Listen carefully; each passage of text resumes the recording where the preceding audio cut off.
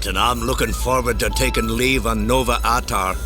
The museum there is supposed to be quite excellent. Lots of antique and one-of-a-kind machinery. Commander, are you certain it's not the Kazakhstanian cognac you're looking forward to? Do they make that there, laddie? I don't know. Why, Mr. Scott, I'm surprised at you, not knowing the location of a famous distillery. We invented that brandy, you know. Right.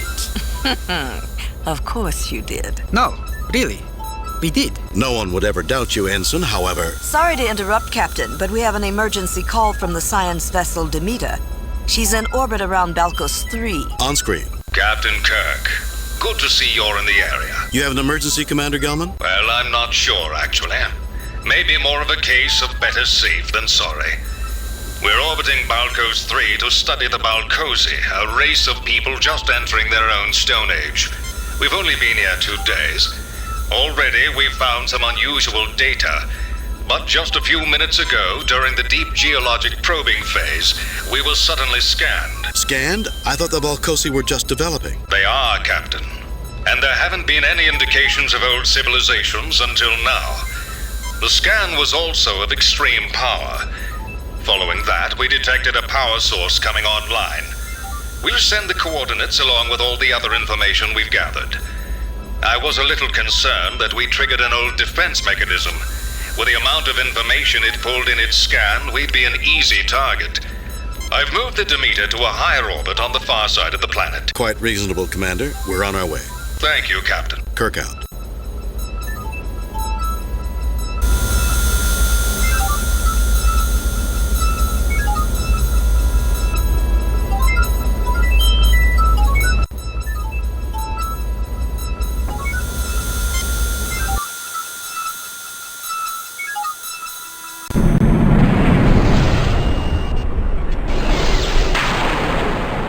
Approaching Balkos 3, Captain.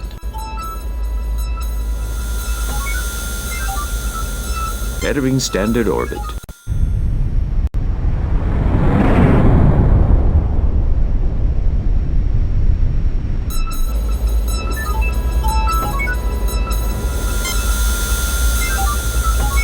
I have the coordinates for the power source that Demeter detected. Spock, come with me. Scotty, you have the con, Lieutenant. Ask Dr. McCoy to meet us in the transporter room. Yes, Captain?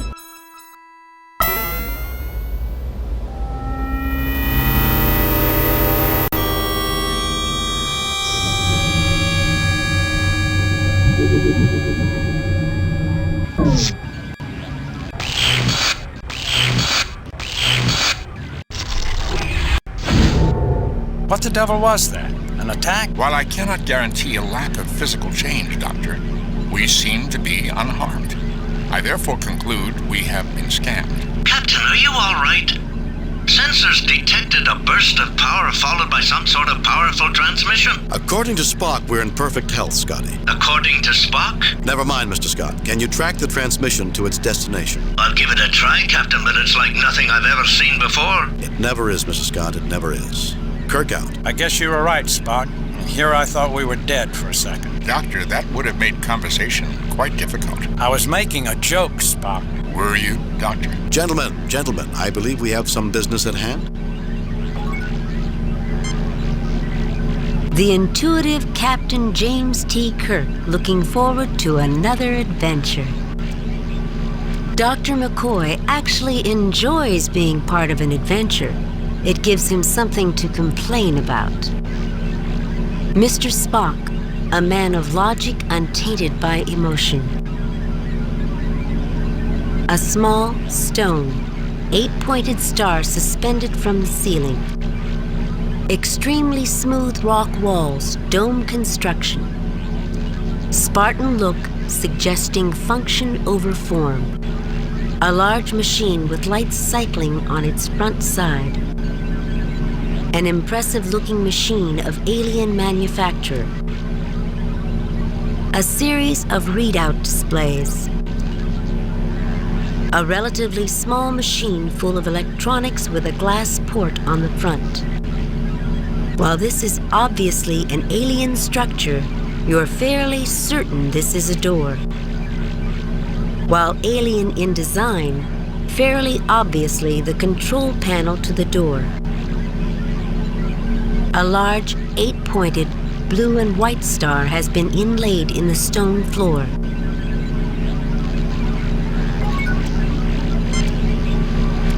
You know, I've got the feeling this is bigger than it looks, and I don't mean just more space beyond this door. Fascinating, Captain. I've never seen machinery of this type before. This place looks like Spock's dream world, doesn't it, Jim? In what way, Bones? No decorations, no life, nothing but machinery. Not even a picture of his mother on the wall. A picture of my mother here would be most surprising. However, if you are suggesting that construction was performed in an efficient manner, I would agree with your most logical conclusion. Remind me to check my blood for green tinges when we get back to the ship, Jim.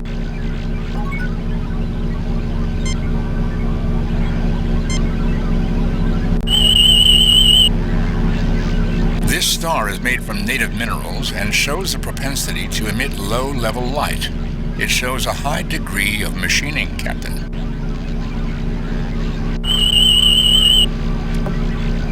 The mineral compounds in the star are not native to the surrounding regions, which indicates that it has been imported. How can you be sure, Spock? It is extremely similar to synthetic corn blue sapphire. Oh. The energy field around this scanning device prevents a detailed examination. A door constructed with an unknown alloy. Circuitry controlling the door. It is an unknown piece of equipment inside an energy field. Gas plasma displays, Captain. Readings show that they have been activated recently. I cannot get an accurate reading, Captain, due to a force field. However, it appears to be a transmitter.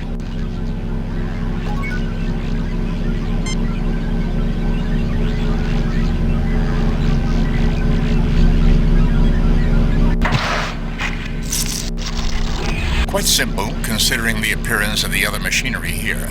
All that was needed was a power interrupt. The doors will only stay closed while power is on. Interesting.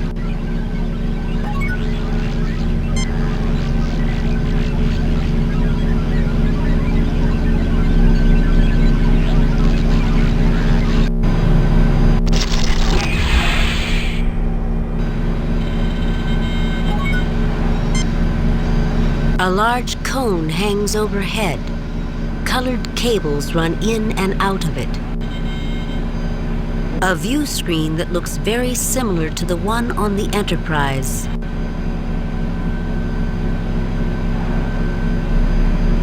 Spock is feeling invigorated by these surroundings. An automatic door with its associated control panel. An automatic door with its associated control panel. The soft glow of an energy field surrounds what looks to be a large computer console and display. Seeing nothing but machines, McCoy is feeling somewhat out of place. The captain feels a little uneasy for some reason. We got hit with a power surge. It's interfering with sensors and we might have some trouble locking onto you. Well, if we intend on taking our shore leave with the rest of the crew, we'd better find out what's causing that power surge. This seems pointless. Not exactly festive around here, is it? Machines. Machines everywhere, and not a body to fix. I was examining that computer, Captain. Very interesting. The computer has an exceedingly large display screen. There are several conclusions. What conclusions, Spock? One, the individuals for whom this equipment was built have substandard vision. Two, the users have quite long arms or manipulative extremities and have to work a considerable distance away from the console and screen. Three, the large screen and lack of anything else in the room could mean it was expected that more than one individual would be viewing the display.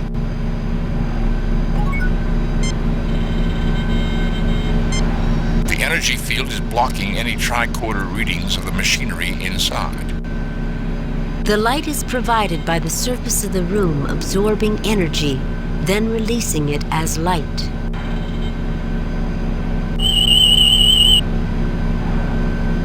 Nothing unusual about that object, Captain.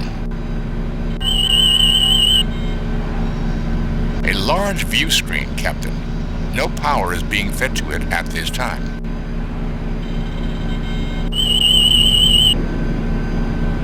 Circuitry controlling the door.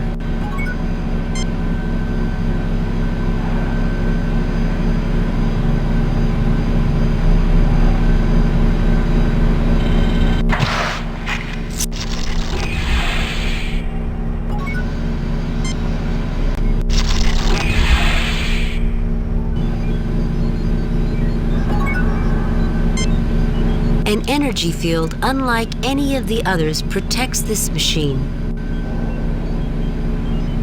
A three-dimensional version of the X's from the floor hang from the ceiling.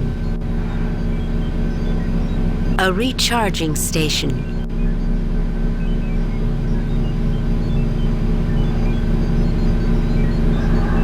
It took considerable power to form this room. Dr. McCoy feels quite out of place here. There's something about this whole place that troubles the captain. Spock ponders the design of the machines. I just keep asking myself, who's behind all this?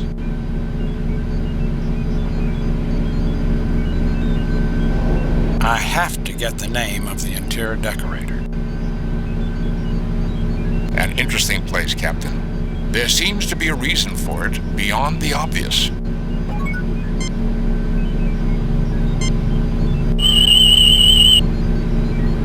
Readings indicate that this is connected to a rather sophisticated projection system. I cannot get more detailed data. An energy field is interfering with the tricorder. Captain, with the energy shield up, I will not be able to get valid tricorder readings. However, the device appears to be a power generator.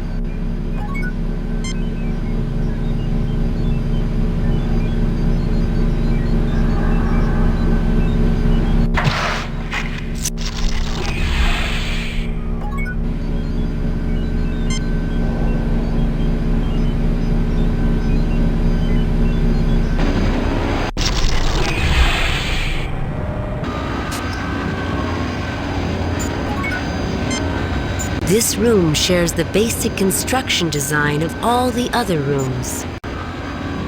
A small starburst pattern adorns the ceiling. It is a replica of the one on the floor. A large starburst pattern adorns the floor. It is a replica of the one on the ceiling. This room shares the basic construction design of all the other rooms. A bin containing small badges. Essentially an on-off control device. The device is rhythmically dropping rectangular cards into its storage bin. This cube contains a significant amount of circuitry. McCoy feels somewhat annoyed and can't figure out why. The captain keeps looking around as if he were being watched. A large starburst pattern adorns the floor. It is a replica of the one on the ceiling. An optical bridge cable. A small device for display controls.